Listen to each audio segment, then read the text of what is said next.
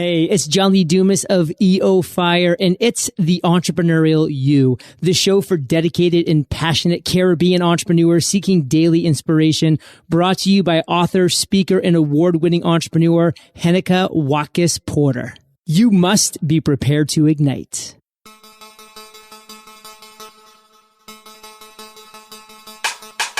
Coming up on this episode of The Entrepreneurial You. That's a part, Heneka, where it's really important to talk about inclusion. So not just diversity, but what does it feel like for people when you walk in the door? And are those conversations happening out on the golf course or over beers afterward? Hi, my peak performer. I am Heneka Watkis-Porter, host of the Entrepreneurial You podcast. Today's episode is brought to you by Bookophelia, Jamaica Stock Exchange, and Patois Apparel. And now, let's go to today's episode. Our guest today is the founder of the Moxie Exchange Movement, a training and mentoring organization for companies who want to develop, promote, and retain women and create inclusive workplaces. She's been an advisor and executive coach to CEOs of the United States' fastest growing companies, has held leadership positions in several large corporations, and is the founder of 5 successful businesses and counting. She's the author of a 5-book series, Rock Your Moxie, Power Moves for Women Leading the Way, hosts the monthly online workshop and podcast, Rock Your Moxie, and has created a series of micro-learning courses for women. She has lived her life as a doer and risked ridden camels in the Sahara Desert, jumped in the fairy pools on the Isle of Skye, and completed 2 36-hour ultra team runs. She brings those experiences and approaches to her work, getting people to think big, take action, and move the dial on driving results for themselves and their teams. And so, without further ado, I'm so happy to welcome Maureen Berkner-Boyt to the Entrepreneurial You. Welcome, Maureen. Oh, it's such a pleasure to be here. I'm ready to jump in. Awesome sauce. So here's your fun question before we actually take that dive. If you were to be an animal for one day, what would you be and why? You know, it is so funny that you asked me that question because I've been trying to figure out, there's this idea of everybody's got a spirit animal. And I have been probably spending more time contemplating this question than most people because I can't figure it out. Oh, wow. So I would say off the top of my head, probably a tiger. Because they are, if you look at them with their young, they are compassionate and loving moms, but they're also fierce. And they're fierce and they go for it. And so that describes you. A combination of both. Thank you so much. So let's hear your social media handle so that our peak performer community can contact you in the event that you're saying something and they want to touch base at the same time. You bet. On Twitter, it's Moxie Exchange. There'll be 2 E's in the middle, one at the end of Moxie and one at the start of Exchange.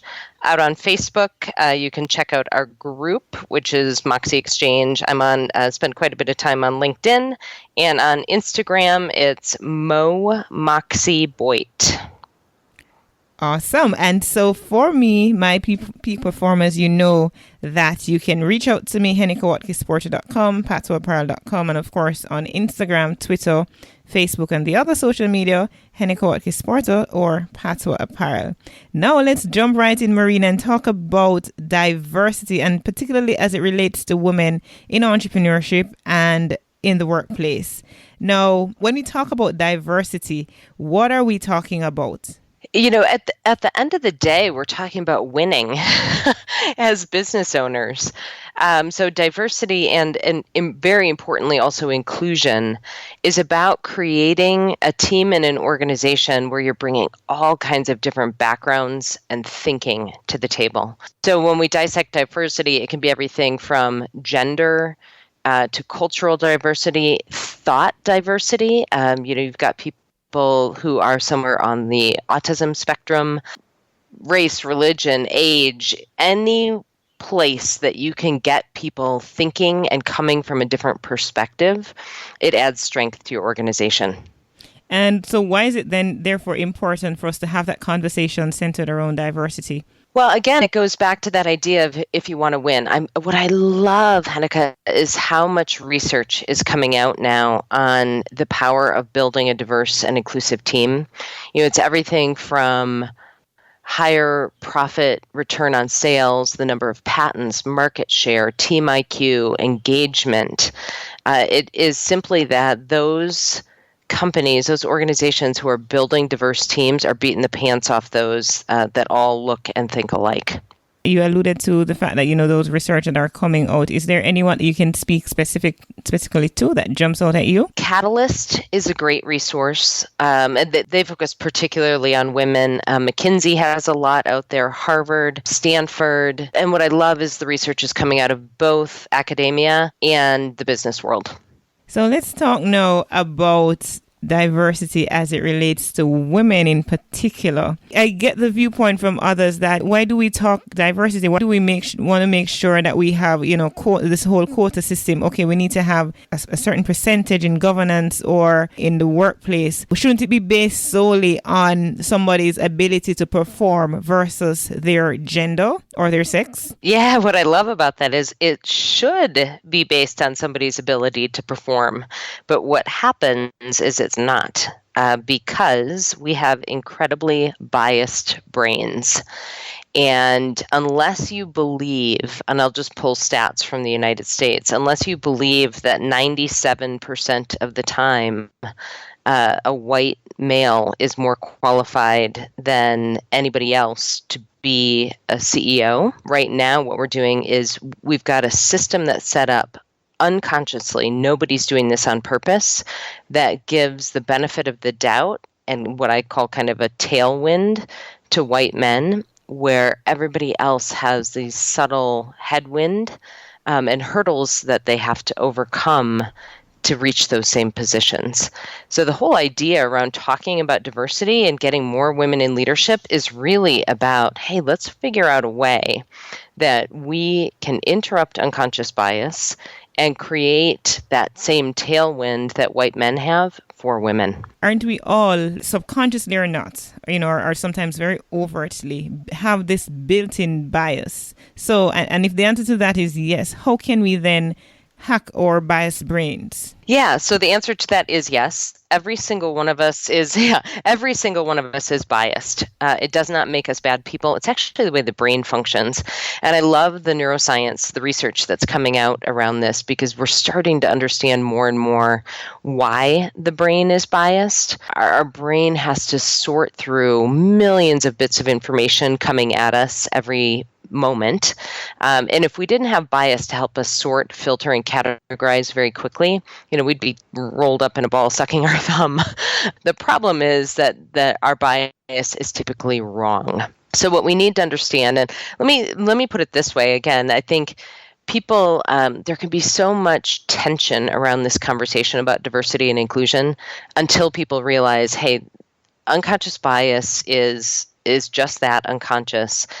And it's a little bit like saying, let's say I were a diabetic. I could do a bunch of research and figure out why my pancreas wasn't secreting insulin properly, but I couldn't then turn around and say to my pancreas, okay, do it right. But we expect the same thing about unconscious bias. Oh, okay, now I know that, everybody's got bias. Everything will be fine now. Our brain is an organ. It doesn't work that way. So what we actually have to do is interrupt the bias and hack our biased brains in every decision that we make about talent. We've identified at Moxie over 20 bias interrupters, and that's everything from doing blind screening of candidates so that you're scraping any data that tells you if somebody's male or female. The voice comes to mind.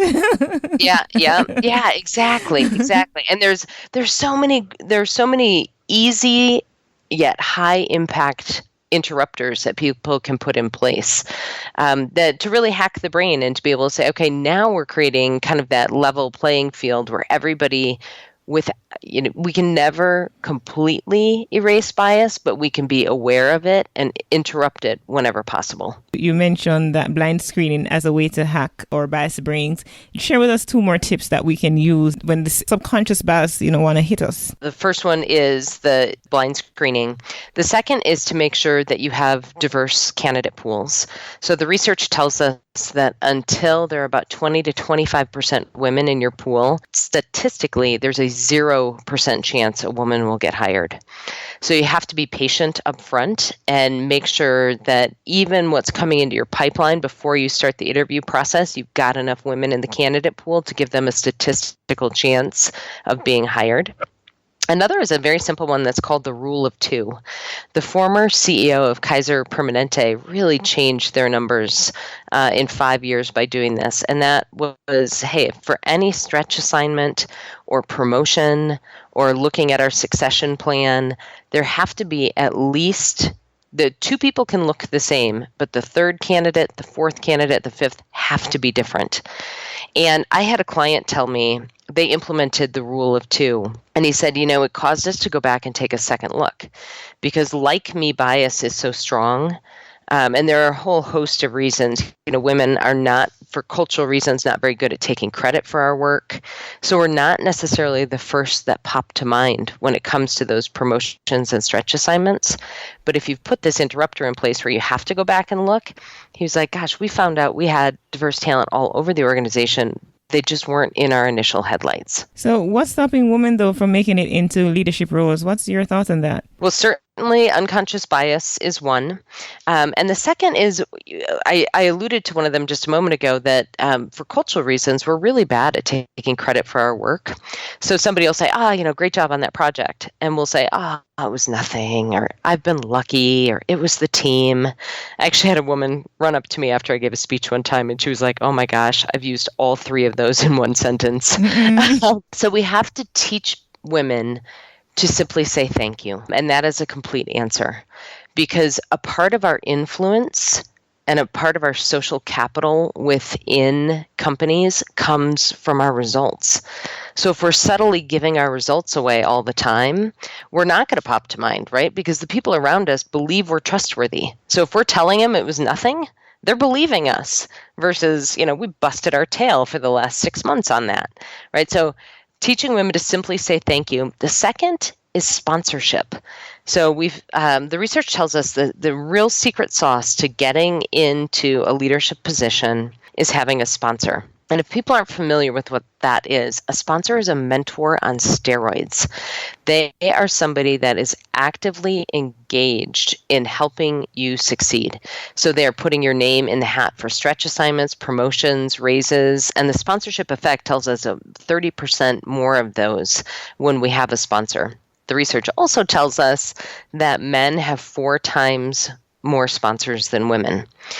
And the first reason that is because women think it's cheating, right? It's like, I'm going to do it myself or die trying. Right? We are such fighters. Yeah, right? And in this case, it really plays against us. So we have to teach young women that having a sponsor is not cheating. It's how the game is played and how to position themselves for sponsorship. And that it's really, really critical, not cheating, and is the secret sauce to them getting into leadership. So in other words, you've listed those as some of the ways in which women can take control of their careers and thrive in business, and not just in business, but in life. Is there any other pointer you want to give me? I think we also have to have male allies in this. One of the points around, another point around sponsorship that's really important to understand is like me bias is one of our strongest biases. So if I found out, for example, that you and I grew up in the same part of the world, I immediately am going to like you more. Again, unconsciously. And this is everything from, they've done research to say that if we have the same first name, or we find out that we went to the same school, just all these subtle things, I immediately trust you because you're like me. Now, it doesn't mean that that you're worthy of that trust, but like me bias is really strong. So if we have mostly white men at the top, when they're choosing who they're going to sponsor, all of this happening unconsciously, they look down and they say, gosh, he reminds me of me. I'm going to invite him to that meeting or golfing or whatever it might be. And that sponsorship relationship begins. So we need to teach men about how important it is to have diversity in the people that they are sponsoring. And we also have to talk about sex. Mm-hmm. So we have to talk about the implication of sex. So why don't older men want to sponsor younger women? Well, they don't want people thinking they're having an affair. And why don't younger women want to be sponsored by older men? They don't want people to think they slept their way to the top. As an organization, no matter how big or how small, you have to have the conversation about, hey, sponsorship is really important for people to get into leadership. And we're going to have older men sponsoring younger women. And it's not about sex. It's about sponsorship. And it's amazing when you bring this conversation out in the light of day, how quickly the numbers can change. I worked with a parking company. So they were almost $1 billion company, parking cars, kind of a rough and tumble industry. And I spoke with 150 of their regional managers, and we talked about this idea of sponsorship. And within a quarter, all of those regional managers were sponsoring a woman because we made it okay. Interesting point on which we can take a break. Thank our sponsor. We're speaking with Maureen Berkner-Boyt. She is the founder of the Moxie Exchange movement. Let's take a break. Peak performers. Success is something that we gradually work towards as an end goal, but we need to be in the right environment to make it happen. Bookophilia is dedicated to providing a space for book, coffee and tea lovers, creatives, educators, students, and professionals who want ideas, innovation, and inspiration. They have a variety of high-quality books, a cafe, events such as book launches, signings, and art exhibitions, and professional services uniquely tailored to your needs, culture, and tastes. Their environment provides for the full literary arts experience, allowing for multifaceted creative expressions. Find them on Facebook, Instagram, and Twitter at Bookophilia. Welcome back. And interesting discussion we're having here with Maureen. We're talking about diversity, particularly as it relates to women in the workplace and also in entrepreneurship and in general life. So let's continue our dialogue. You're talking about the whole effect of mentorship and so on. And one of the things I find is that there's a tendency for men to hang at the bar together after they've done a hard day's work. They hang out, they go play golf together, whatever it is that they do together. But women, it's somehow different. You got to run home to take care of the children, you got to run home to do whatever it is, and so you don't get to go out and be. How much of that you think plays a role in the diversity figures that we're looking at? Oh, it's huge. And that's a part, Heneka, where it's really important to talk about inclusion. So not just diversity, but what does it feel like for people when you walk in the door? And are those conversations happening out on the golf course or over beers afterward? Because women still have, double duty. We are 80% of the people that are caring for aging and sick family members. We are still the primary caregivers of children. We have the double burden of the work at home. And so really thinking about, as a leader, is it worth it to me to be more profitable, to be more innovative, to have my employees more engaged, all of the things that we talked about, how companies win? Then I need to be thinking about how we are handling things like the beers after work. Can you do some of the social activity over a lunch hour? Can you have the guys think about the fact that women are excluded from those events, and how can they be more inclusive? Because that's really real, and that is a tough one to tackle. I think the biggest thing is to be in conversation about it and to say, how can we make this a little more inclusive? How can we have some of those social moments, that are more casual, where we're actually building those relationships within our typical working hours. We're going to be spending some time talking a little about your book.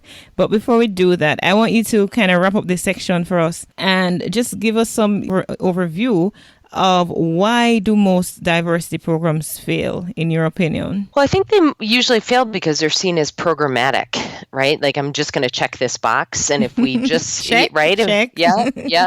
If we just send people through training, everything is going to be fine. Instead of saying, hey, this is a way of being.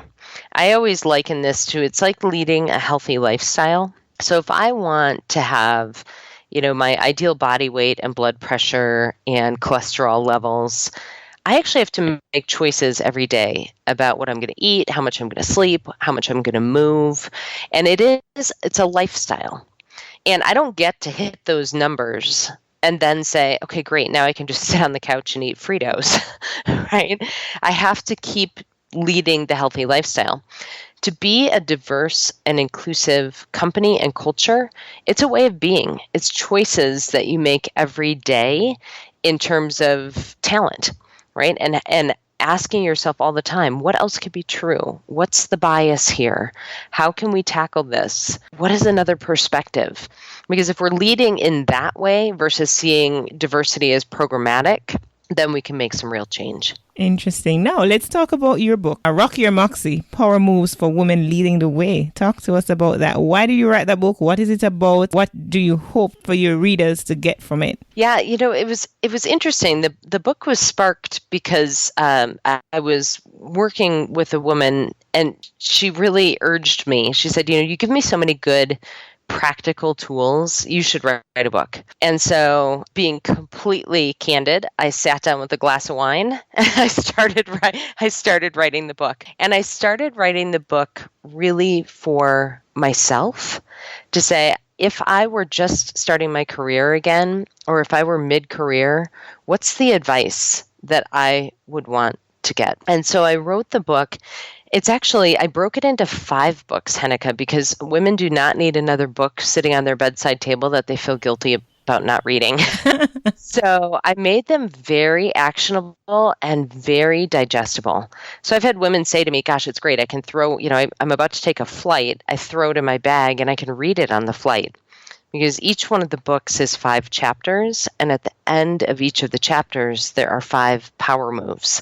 So activities, resources, checklists, tools, things that I can take action on. I actually once had a client tell me that working with me was like having cattle prod at his back and a cheerleader at his side. And I loved that, because I would say that's what the book are too, right? It's very, we don't have time for theory.